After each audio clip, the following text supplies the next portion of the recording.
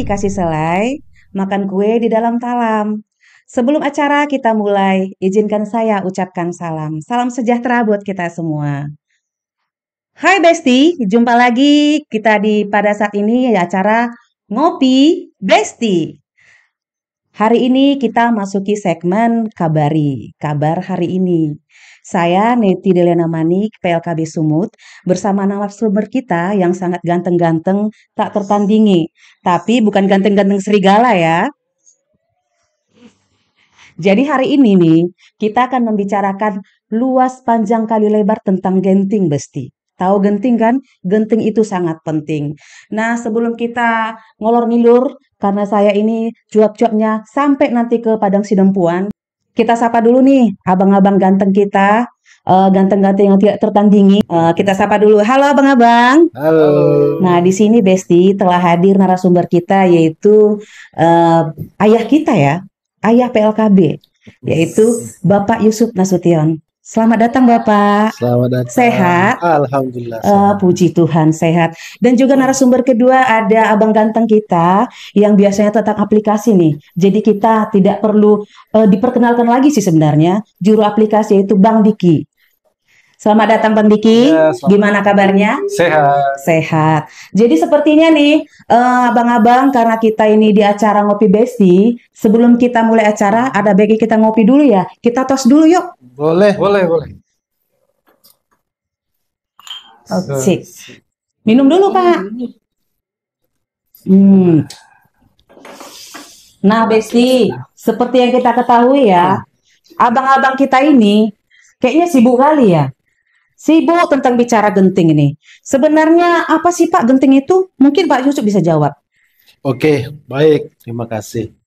Ya, memang sejak di launching tanggal 5 Desember tahun 2024, kita selaku pegawai di Kementerian Kependudukan dan Keluarga Berencana, BKKBN, punya sebuah quick win yang telah dicanangkan oleh Bapak Menteri.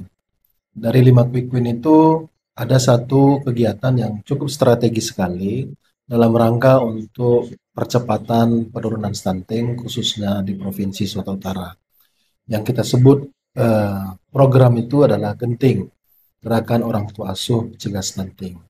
Yang mana Gerakan Orang Tua Asuh Cegah Stunting ini adalah bagaimana kita memberdayakan seluruh stakeholder kita yang ada di tingkat provinsi, kabupaten kota, kecamatan, desa, kelurahan untuk sama-sama kita bergotong royong untuk bisa memberikan bantuan yang sifatnya non APBN kepada para keluarga risiko stunting yang kita telah lakukan verifikasi validasi dan juga pendataan di pemutakhiran di tahun 2024. Nah, dari situ kita ada program-program yang disebut dengan bantuan nutrisi, bantuan non-nutrisi, kemudian ada edukasi dan juga pemberian atau perbaikan pada air minum dan juga pada jamban. Nah, itulah yang kita programkan melalui Genting ini. Gitu ya Pak ya. Ya. Jadi bukan hanya bersumber dari makanan saja ya Pak ya, Trion, tapi juga terhadap sanitasi lingkungannya di rumah tangga ya Pak.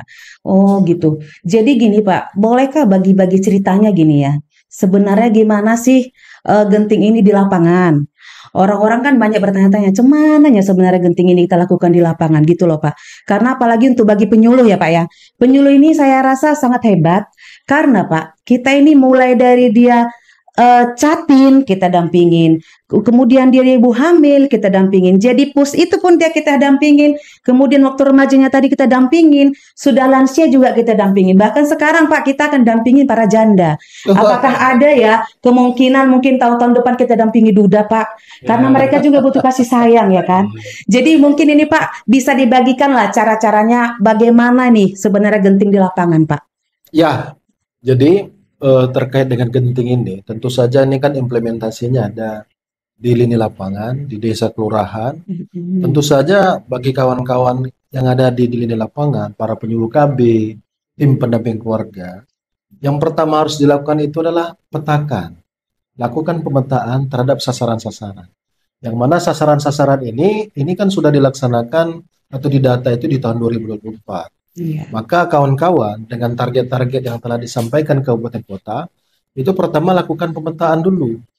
Dipetakan dulu mana sasaran-sasarannya. Nah, kita ini kan punya sasarannya 1000 HPK tuh. Mm-mm. Dari mulai ibu hamil sampai dengan balita 0 sampai 23 tahun. Nah, dipetakanlah 23 dulu, bulan, Pak. 23 bulan, sorry, 23 bulan. Iya. Nah, setelah dipetakan tadi itu tentu nanti kita akan mengetahui mana yang akan diberikan intervensi khususnya untuk nutrisi. Karena kita sekarang ini mau mengedepankan yang nutrisi dulu. Nutrisi. Karena itu yang sudah masuk dalam pencatatan pelaporan kita.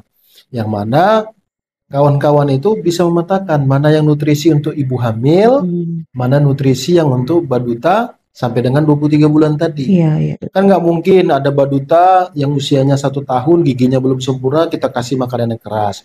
Nggak mungkin. Iya, Nah, Pak. setelah sudah dipetakan, bantuan nutrisinya itu nanti bisa diberikan. Berapakah waktu pemberiannya tadi. Kalau ada yang ibu hamil baru 1 bulan, dan juga atau ada balita yang baru 1 tahun, berarti targetnya tinggal kurang lebih ada 12 bulan lagi untuk menggenapi 23 bulan tadi. Jadi secara sederhananya bagi kawan-kawan yang di lapangan dan para rekan-rekan kita dari UPDKB sebenarnya mudah sekali untuk melihat sasaran-sasaran, karena sasaran-sasaran yang sudah disampaikan ini bagi kita itu sudah by name dan by address. Nah, gitu.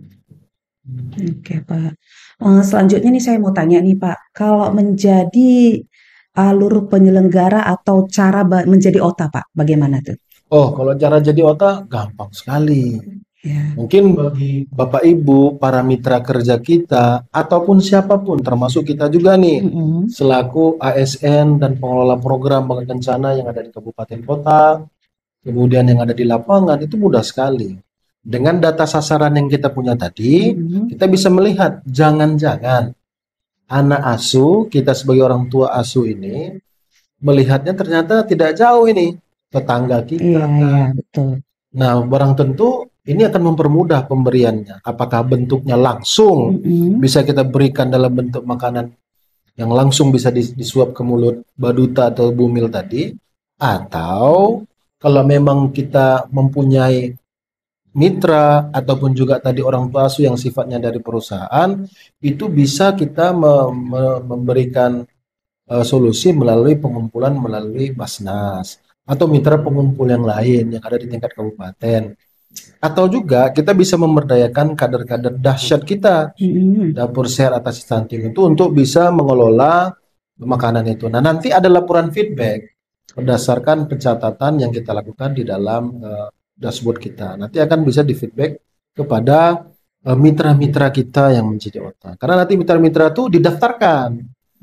Jadi mitra-mitra kita itu tentu dapat mengetahui sejauh mana bentuk bantuan atau donasi yang mereka berikan. Dalam bentuk donasi apapun itu kita bisa manfaatkan untuk para anak asuh yang ada di masing-masing wilayah tadi tersebut. Itu dia. Baik, kita sekarang bertanya buat Bang Diki nih ya. Gini Bang, kita mau tanya nih, gimana sih cara atau alur untuk menjadi OTA? Ya, sebenarnya cara untuk menjadi OTA ya atau orang tua asuh itu sebenarnya simpel ya. Nah, sebenarnya kan kita di program Genting ini sendiri tidak memanfaatkan yang namanya anggaran APBN maupun APBD. Tapi bagaimana memang di Genting ini kita menggunakan atau pendekatan kepada mitra-mitra Pentahelix dengan pendekatan filantropi, memanfaatkan mitra-mitra kerja yang memang memiliki potensi-potensi untuk memberikan bantuan atau sumbangsi untuk menjadi orang tua asuh begitu. Jadi mau tanya nih Pak, kalau jadi OTA itu kita langsung berikan bantuan berupa makanan, apakah bisa dengan bantuan dana sosial mungkin? Ya, jadi kalau bentuk-bentuk bantuan di dalam program Genting ini sebenarnya secara besarnya ada dua. Yang pertama itu ada bantuan nutrisi dan ada bantuan non-nutrisi. Dimana memang kalau bantuan nutrisi ini adalah bantuan dalam bentuk makanan siap santap yang mengandung tinggi protein, dan tentunya ini bisa kita berikan langsung kepada si anak asuh. Kemudian selanjutnya itu ada bantuan non-nutrisi. Nah, bantuan non-nutrisi ini seperti bantuan dalam bentuk penyediaan sanitasi, sumber air minum, dan edukasi. Oh gitu ya Pak ya. Berarti dari segi sanitasi pun kita perhatian juga ya Pak ya, sumber air minumnya juga ya. Oke, baiklah. Sejauh ini kira-kira apa nih Bang yang sudah kita lakukan sebagai pengampu program genting di Sumut? Nah, kalau yang sudah kita lakukan tentunya kita sudah berkoordinasi dengan para mitra kerja kita juga ada koordinasi dengan para pimpinan daerah, dan tentunya yang paling bisa dilihat oleh teman-teman sekalian dan tentunya para Bapak Ibu nanti di pemerintah di kabupaten kota adalah kita sudah melakukan piloting project di wilayah Medan Timur di sekitaran kantor kita berada, bagaimana kita mencoba memfasilitasi keluarga berisiko stunting yang memang dalam hal ini selain mereka berisiko karena faktor-faktor penapisan keluarga berisiko stunting tadi, apakah dia masuk pus 4T, apakah memang sanitasinya buruk atau sumber air minumnya tidak layak. Kemudian kita coba untuk fasilitasi dalam bentuk bantuan nutrisi selama 6 bulan ke depan, karena kalau kita melihat ya bahwa perkembangan daripada si anak ini yang tadi diberikan bantuan nutrisi akan terlihat selama 6 bulan masa pendampingan gitu. Baik dia yang mungkin posisinya adalah ibu hamil, ibu menyusui ataupun bayi yang di bawah 23 bulan gitu. Jadi baiknya dia kalau ingin pendampingan itu dia akan dampak itu setelah 6 bulan ya Bapak, baru nampak. Nah Besti, buat kita nih penyuluh yang apabila ingin melihat bukti nyata nih tentang penanganan atau kegiatan genting ini bisa belajar ke Medan Timur ya Pak. Selanjutnya nih Bang, kita mau nanya nih, kira-kira ada nggak target-target untuk genting ini? Ada. Target untuk Provinsi Sumatera Utara itu sekitar 44.325 anak asuh yang akan rencananya kita fasilitasi. Nah, dari target itu kita juga punya sasaran, ya itu sekitar di atas angkanya di atas 100.000 yang terdiri tentunya dari ibu hamil, ibu menyusui, dan bayi di bawah 23 bulan. Nah, itulah yang tentunya di tahun ini akan kita kejar dan kita fasilitasi dengan bantuan nutrisi dan non-nutrisi tadi, begitu. Sekitar 44.000 ya Pak ya, betul. Banyak juga ya teman-teman ya. Kayaknya perlu kerja keras nih, ekstra. Jadi ini untuk mencapai target itu Pak, apakah ada kendalanya? Apa aja kendalanya gitu?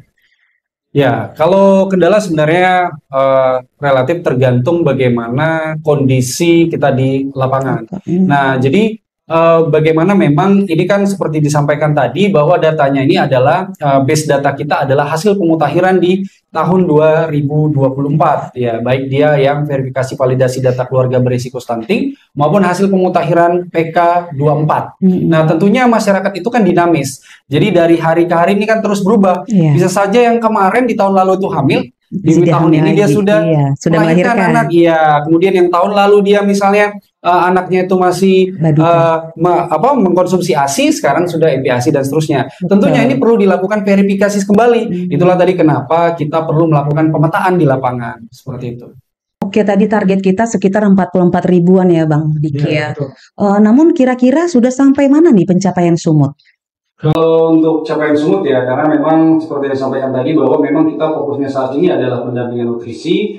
Posisi Sumut saat ini adalah capaiannya di angka 5.282 anak asuh yang terfasilitasi dari 44.000 tadi. Sehingga memang ini sangat penting ya bagi teman-teman di lapangan, karena perlu mengetahui treatment lah ya, semacam cara cepat supaya selain pendampingan ini bisa jalan, juga terlaporkan seluruhnya. Makanya tadi disampaikan juga bahwa kita harus melakukan pemetaan terhadap sasaran. Tentunya ini bisa dilakukan melalui aplikasi LCMIL di modul Terpal. Kemudian selanjutnya kita lakukan pendampingan. Ini bisa dilakukan di aplikasi LCMIL juga, ada di modul Baduta, modul Bumil ya. Nah, kemudian modul Pascasalin. Kemudian selanjutnya adalah laporkan. Nah, laporkan, jadi setelah didampingi tadi, kemudian hasil-hasil daripada pendampingan yang sudah kita berikan, gitu ya, baik nutrisi dan non-nutrisi, kemudian kita laporkan kembali di aplikasi LCMIL modul Terpal, gitu. Ternyata seperti itu ya Pak ya, karena kalau kita kerjakan tidak dilaporkan sama aja dengan nol ya Pak ya.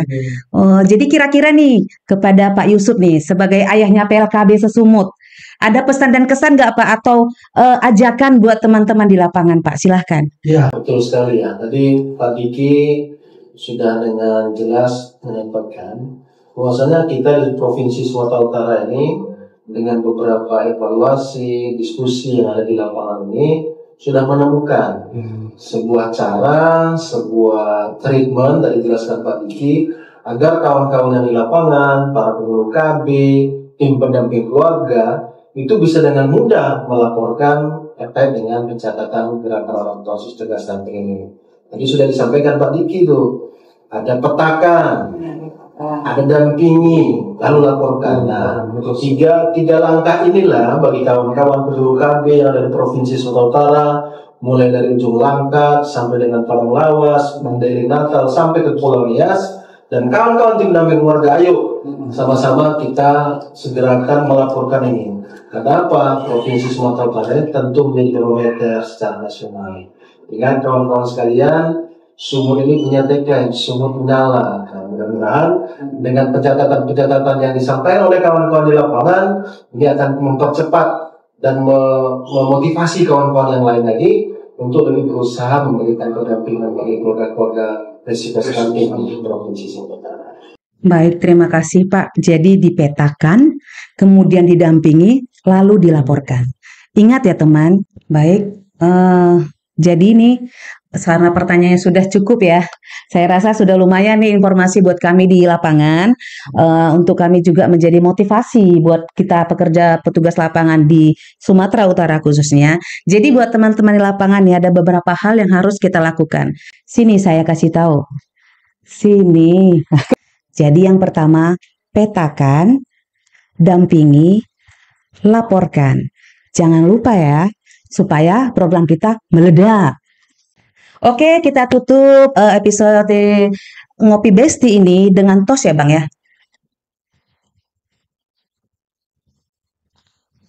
Oke.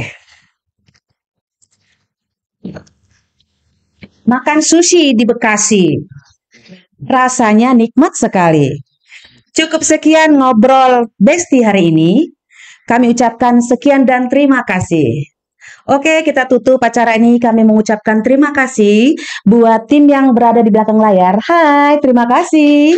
Dan juga kepada teman-teman penonton Ngopi Besti. Jangan lupa ya, dan jangan bosan-bosan menonton acara kita. Sekian episode kali ini. Jangan lupa like, comment, dan subscribe. Dan sampai jumpa pada episode berikutnya di Ngopi Besti. Dah.